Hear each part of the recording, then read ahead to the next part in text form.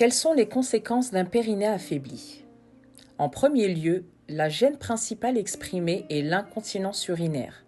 Elle se définit comme une perte involontaire d'urine précédée ou non d'une envie d'uriner. Il existe 3 principales classes d'incontinence. La première, l'incontinence d'effort, qui arrive lorsque vous éternuez, vous toussez.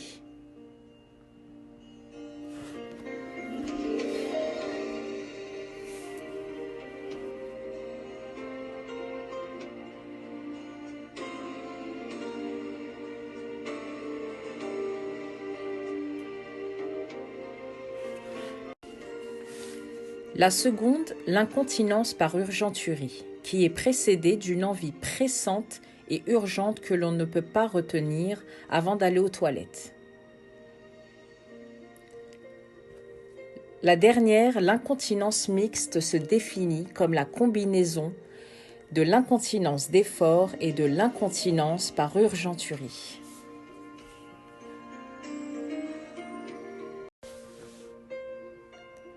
Revenons sur l'incontinence par urgenturie. Ce symptôme est dû au cumul de mauvaises habitudes qui déclenchent plus ou moins brusquement un état anormal d'hyperactivité de la vessie. La vessie normale peut être illustrée comme étant un ballon, capable de s'étirer lorsque celle-ci se remplit et de se resserrer après avoir uriné. Ce mécanisme est possible grâce à 2 muscles de la vessie, l'urètre et le détrusor, muscles recouvrant l'intérieur de la vessie.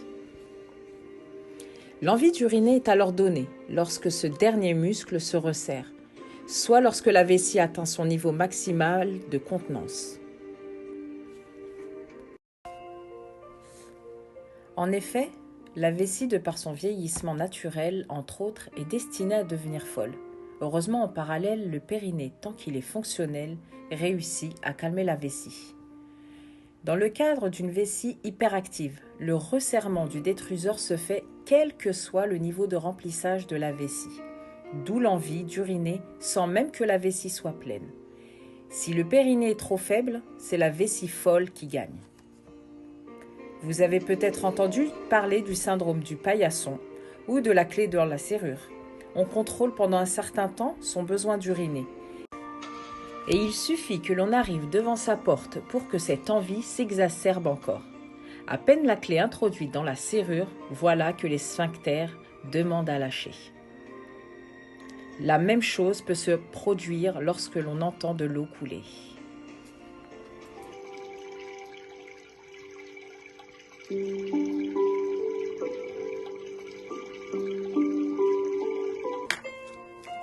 Ces exemples illustrent très bien l'hyperactivité vésicale. Imaginons que votre vessie est Tati Daniel. Ce personnage culte était une vieille femme aigrie et rancunière. Tout comme Tati Daniel, votre vessie n'oubliera rien de tous les coups de crasse que vous lui aurez fait durant toute votre vie depuis l'âge de vos 5 ans. Quels sont ces coups de crasse? Le plus gros dossier semblerait être l'infection urinaire.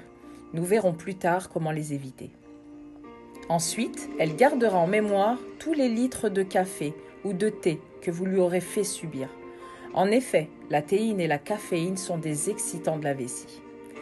Attendre la dernière minute pour faire pipi, parfois même patienter une journée entière juste par peur d'aller aux toilettes publiques. Et à l'inverse, il faut arrêter de faire excessivement de pipi de précaution, puisqu'à chaque fois, nous la forçons à se contracter alors qu'elle est presque vide. En effet, la peur de la fuite pousse certaines femmes à uriner très fréquemment. Un mécanisme psychologique s'installe. C'est un cercle vicieux. En termes de prévention de la vessie hyperactive, il ne s'agit surtout pas de limiter son hydratation, mais seulement d'éviter certaines boissons, telles que le café, le thé, l'alcool. Ensuite, on arrête toutes les mauvaises habitudes citées précédemment. En particulier, on évite au maximum les infections urinaires. Pour cela, il est nécessaire 1. d'arrêter de se retenir trop longtemps, à savoir pas plus de 3 heures de préférence. 2. Il faut boire suffisamment et de manière régulière en journée. 3. Bien penser à uriner même quelques gouttes après chaque rapport. 4. Ne plus avoir peur d'uriner assise aux toilettes publiques.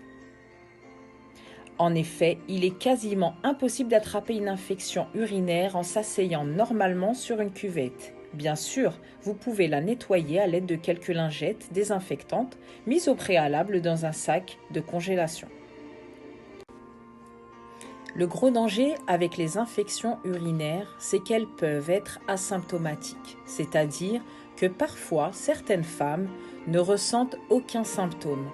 Dans ce cas précis, si la personne n'a pas surveillé la couleur et l'odeur de ses urines, il est possible qu'en 5 jours, l'infection atteigne les reins pour donner une pyélonéphrite.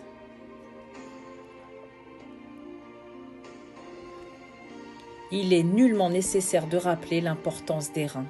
Alors, hydratez-vous.